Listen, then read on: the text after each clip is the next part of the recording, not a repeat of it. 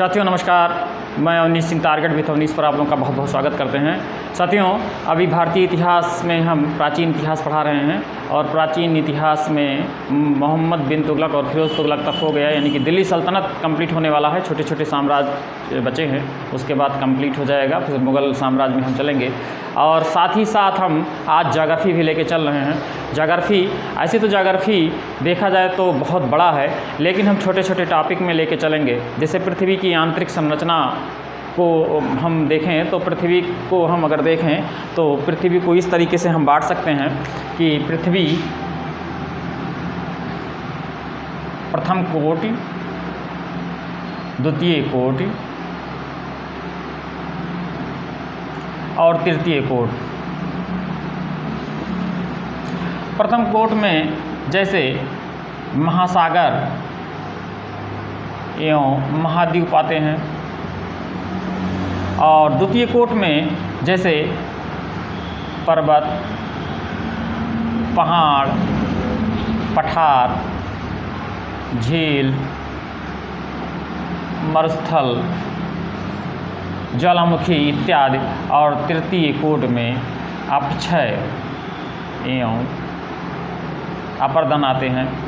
ये तो पृथ्वी के ऊपर की भाग हुई।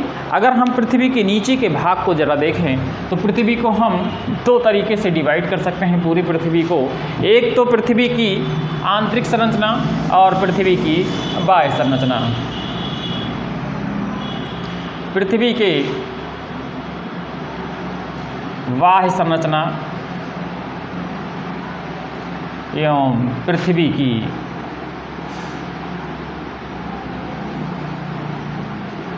आंतरिक संरचना। ऐसे तो ज्योग्राफी के ये प्रथम पेपर में आता है, ये फर्स्ट पेपर में आता है, यानी इसमें कॉन्सेप्ट है पूरा। और इस कॉन्सेप्ट में हम पूरी ज्योग्राफी के कॉन्सेप्ट को पढ़ेंगे, जिसमें जैसे कि पृथ्वी की उत्पत्ति के सिद्धांत, पूरी पृथ्वी की आंतरिक संरचना, बाह्य संरचना, और उसके बाद पूरा जलमंडल, वायुमंडल, और इसके बाद स्थल मंडल जितना भी हम पढ़ेंगे, यानी कि जो बाह्य रूप में हमको दिखाई देता है वह सब हम फर्स्ट यानी कॉन्सेप्ट में पढ़ेंगे। और उसके बाद हम भारत का भूगोल पढ़ेंगे, जो कि बहुत ही इंपॉर्टेंट है। दोनों भी बहुत ही इंपॉर्टेंट है, लेकिन भारत का भूगोल अपने आप में बहुत ही इंपॉर्टेंट है, क्योंकि भारत विविधता से भरा हुआ तो भारत है, जिसमें उष्णकटिबंधीय, उपोष्णकटिबंधीय और शीत के भी भाग हैं। और भारत में एक ही साथ अलग अलग क्लाइमेट में हम रहते हैं और विविधताओं का देश माना जाता है। तो ऐसे में हम भारत का भूगोल भी बहुत इंपॉर्टेंट है। तो आज हम जो पृथ्वी की बाह्य संरचना में थोड़ा सा देख लेते हैं। अगर हम पृथ्वी की बाह्य संरचना में देखेंगे तो इसमें हम पर्वत, पठार, झील या मरुस्थल, इस तरीके से हम देखते हैं पूरा। और अगर पृथ्वी की आंतरिक संरचना में हम जाते हैं तो पहली बात तो पृथ्वी की आंतरिक संरचना में हम देखेंगे कि पृथ्वी का आंतरिक संरचना कैसे बना हुआ है। ऊपर वाले को क्या कहते हैं, बीच में क्या कहते हैं। जैसे सबसे ऊपर सिलिका ऑक्साइड का बना हुआ भाग होता है, उसके बीच में मैग्नीशियम के भी तत्व पाए जाते हैं, जिसको हम सीमा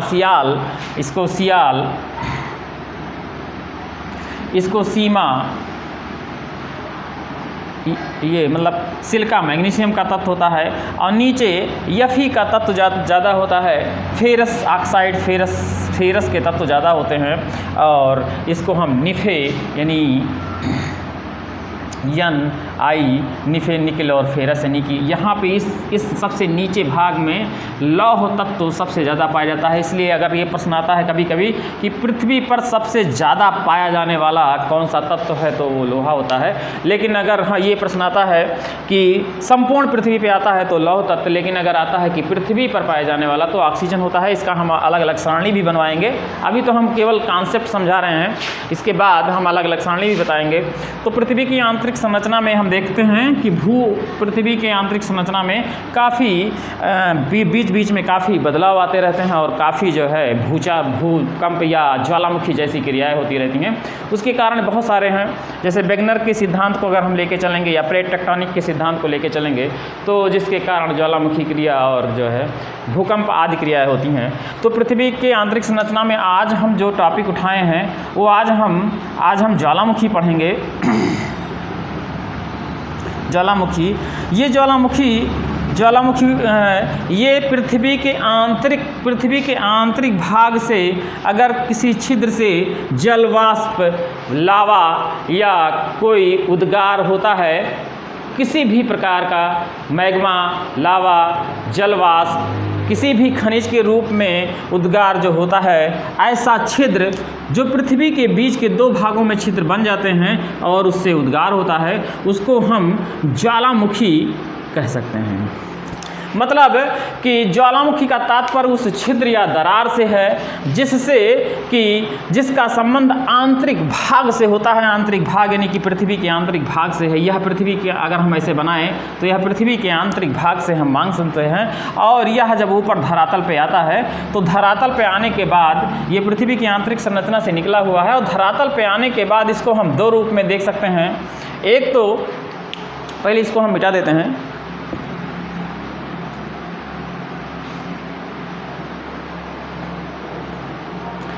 पहले हम एक परिभाषा, आज हम जो पढ़ेंगे ज्वालामुखी वॉल्केनो, उसकी हम एक परिभाषा लिख दे रहे हैं।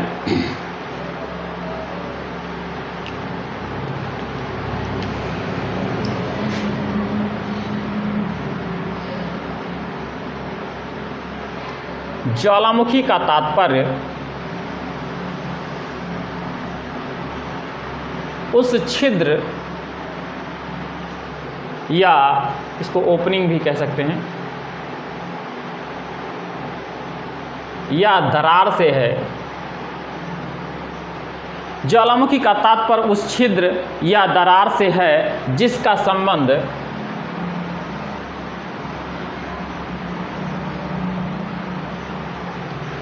पृथ्वी के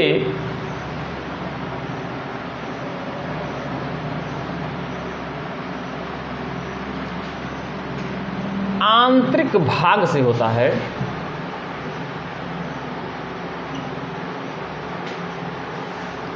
और जिसके माध्यम से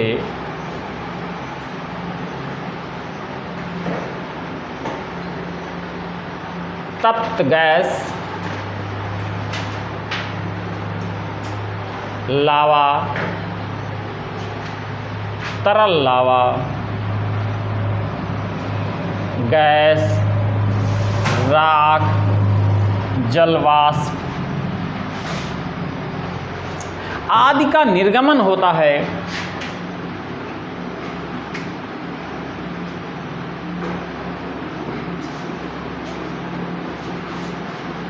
उसे हम ज्वालामुखी कहते हैं। उसे हम ज्वालामुखी कहते हैं। यह ज्वालामुखी को हम अगर देखेंगे तो यह दो तरीकों से इसका निर्गमन हो सकता है। पहला तो ये कि ये पहला पृथ्वी के पृथ्वी के अंदर ही इसका निर्गमन हो और पृथ्वी के अंदर ही यह रह जाए, पृथ्वी से बाहर ना निकल पाए, पहला। और दूसरा कि पृथ्वी के बाहर निकल के ये कौन सा स्वरूप बनाता है, वह यानी कि दो रूपों में इसका निर्गमन हो सकता है। एक तो पृथ्वी के आंतरिक भागों में ही निकल के इसका जो है कैसा स्वरूप बनता है, जैसे कि बैलोलिथ या फैकोलिथ, इस तरीके से जिसका हम नाम जानते हैं। तो इस तरीके से बैथोलिथ और फैकोलिथ, लेथोलिथ, इस तरीके के जो संरचना बनती है वो पृथ्वी के नीचे ही पृथ्वी के आंतरिक भाग में बनता है। और जो संरचना पृथ्वी के बाहर निकलती है उसे हम ज्वालामुखी पर्वत के रूप में जानते हैं और इसे हम ज्वालामुखी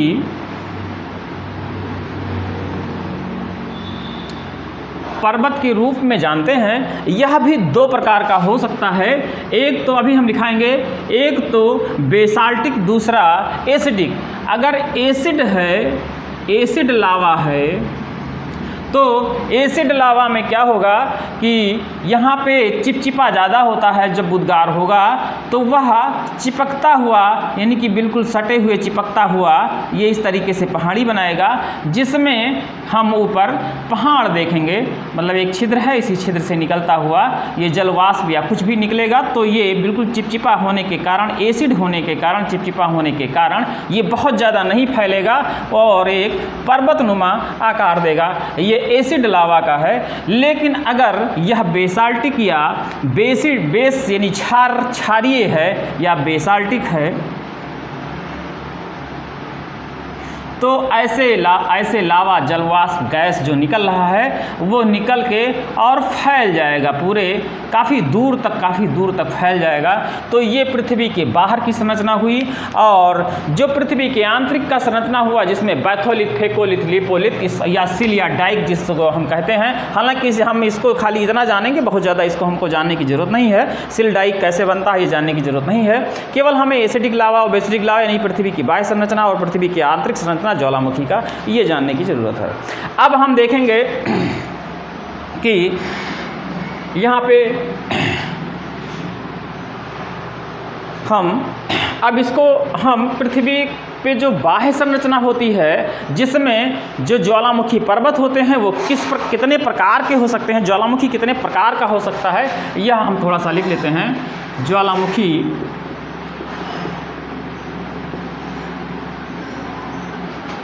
के प्रकार,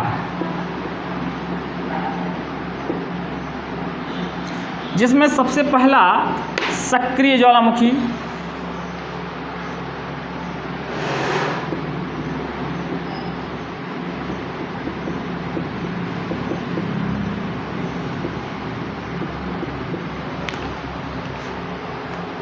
ऐसे ज्वालामुखी जिसके मुख से सदैव धूल, धुआं, जलवाष्प हमेशा निकलता रहता है, कंटिन्यू निकलता रहता है, उसे हम सक्रिय ज्वालामुखी का जो है कह सकते हैं।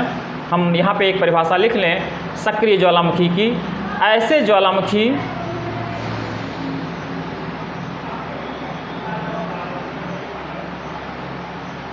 जिनके मुख से सदैव धूल, धुआं, वाष्प, जलवाष्प, चट्टान, लावा,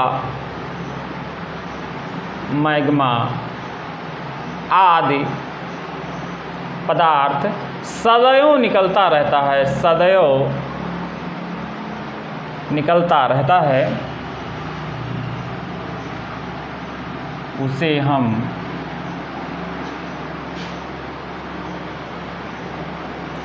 सक्रिय ज्वालामुखी कहते हैं।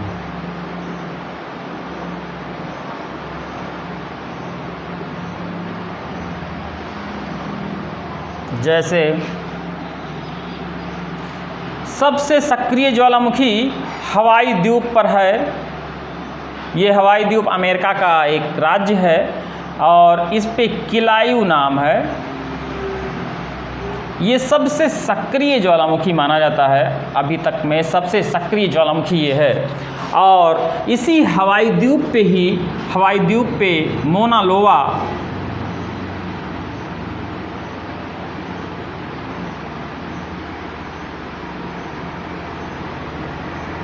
यह भी सक्रिय और सबसे बड़ा ज्वालामुखी है। सक्रिय भी और ज्वालामुखी में सबसे बड़ा ज्वालामुखी पाया जाता है। तो इस तरीके से सक्रिय, हालांकि सक्रिय ज्वालामुखी में हम और भी बहुत सारे नाम लिख सकते हैं, जैसे इक्वाडोर का कोटापैक्सी, अंटार्कटिका में माउंट एरेबस हवाई द्वीप पे ये मोना लोआ हो ही गया, भारत में बैरन द्वीप, और इस तरीके से बहुत सारे सक्रिय द्वीप का हम नाम ले सकते हैं। लेकिन इतना हम जाने। अच्छा, दूसरी बात ये कि ये जो ज्वालामुखी हैं ये हमेशा जो पेरीफेरी यानी कि जो प्रशांत महासागर के परिपेटी पे पाए जाते हैं, और इनको रिंग ऑफ फायर भी नाम दिया गया है। तो रिंग ऑफ फायर में ये जाने रहिए। और दूसरा स्ट्राम्बोली एक नाम बहुत इंपॉर्टेंट है, उसे स्ट्राम्बोली भी वो सक्रिय ज्वालामुखी है, तो ये भी जाने रखिए। अभी हम अलग से एक सारणी देंगे, अलग से एक सारणी बनवाएंगे, उस सारणी के बाद हम पूरे ज्वालामुखी को हम अलग से भी हम परिभाषित करेंगे, बताएंगे और आप लोगों को बताएंगे। इसका 2-3 वीडियो कम से कम बनेगा, 2 वीडियो बनेगा, और दोनों वीडियो में हम सब समेट लेंगे। दूसरा हम देख लेते हैं प्रसुप्त ज्वालामुखी।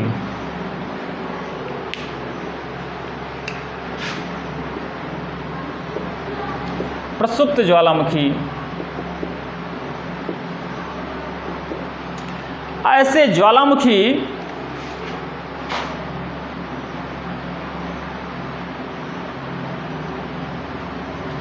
जिसमें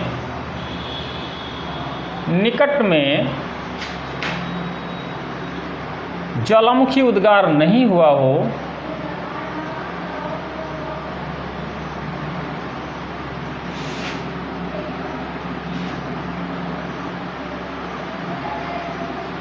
लेकिन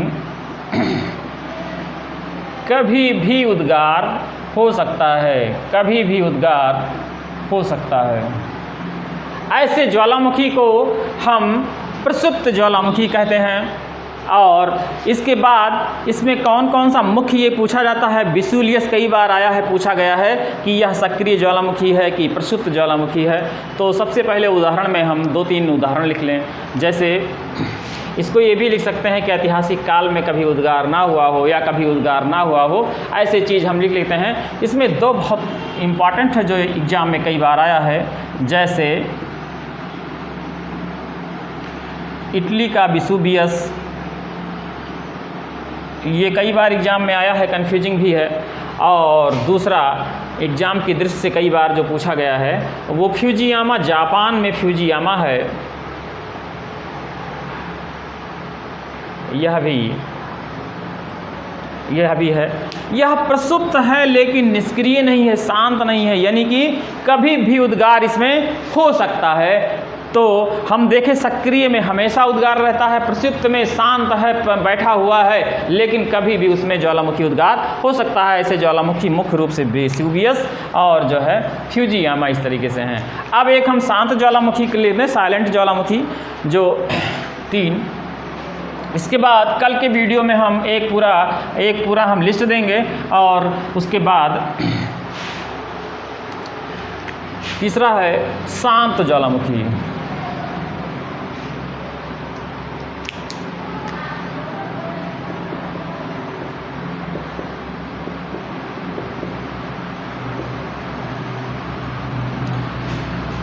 साइलेंट ज्वालामुखी कई किताबों में निष्क्रिय ज्वालामुखी इस तरीके से होते हैं। वैसा ज्वालामुखी जिसमें ऐतिहासिक काल में कभी इसमें उद्गार नहीं हुआ हो और कभी होने की संभावना भी नहीं है, वैसा ज्वालामुखी जिसमें कभी ऐतिहासिक काल में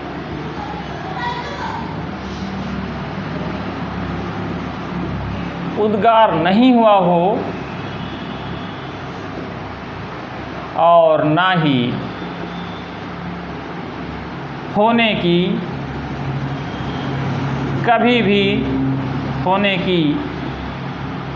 कभी भी संभावना है। ऐसे ज्वालामुखी को हम शांत ज्वालामुखी कहते हैं। जैसे ईरान का कोह सुल्तानियो देवबंद, जैसे ईरान का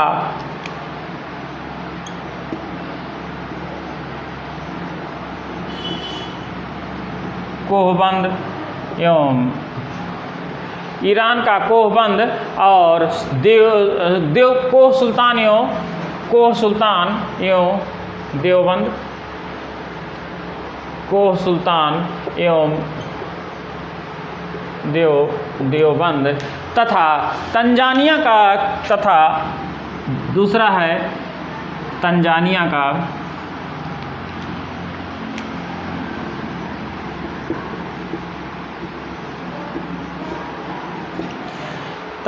का किलिमंजारो।